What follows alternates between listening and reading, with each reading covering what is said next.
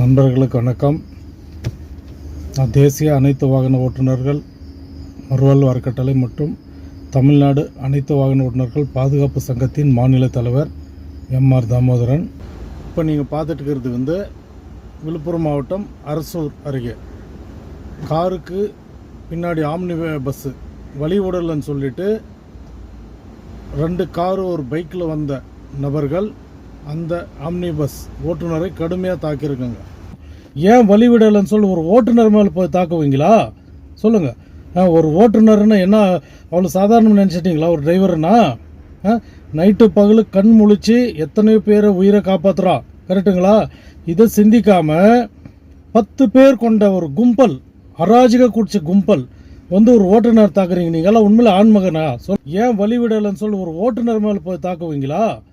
அந்த வீடியோ காட்சி பார்த்தா பதறுதுங்க. அந்த மாதிரி போட்டு அடிக்கிறீங்களே, அவங்களுக்கு ஒரு குடும்பம் இருக்குது, அவங்க குடும்பம் என்ன ஆகும்னு யோசிச்சு பார்த்தீங்களா நீங்கள்?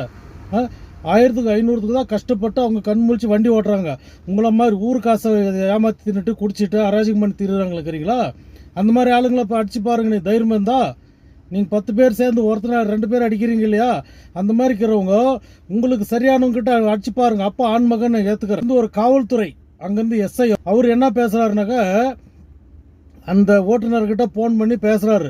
எதுக்கு நீங்கள் கம்பி ராடு எடுத்துன்னு போனீங்க, எதுக்கு எடுத்துன்னு போனீங்கன்ட்டு. சார் அந்த மாதிரி 10 பேர் எங்கள் இன்னொரு டிரைவர் அடிக்கிறதுக்கு போனார், அதனால நான் என்ன எதுன்னு பதறி போய் கம்பி எடுத்துன்னு போகணும். கம்பி எடுத்துன்னு போயிடுவேனே, அடிச்சிருவேனே, அவங்க அடிச்சு வாங்கிக்கணுன்றாரு.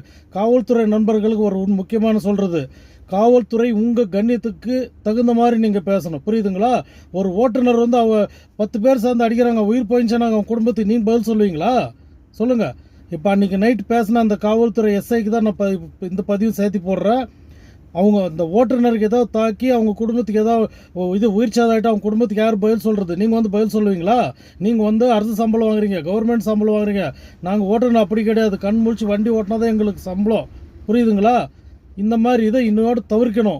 இப்போ புதுசாக வந்திருக்கிற தாவேக அரசு, நம்ம அன்பு சகோதரர் மாண்புமிகு முதலமைச்சர் விஜய் அவர்கள் இந்த மாதிரி இதில் ஒரு தடுத்து இது பண்ணுறதுக்கு ஒரு சட்டை இயக்கணுன்ட்டு இதன் மூலியமாக கேட்டுக்கிறேன். நன்றி, வணக்கம்.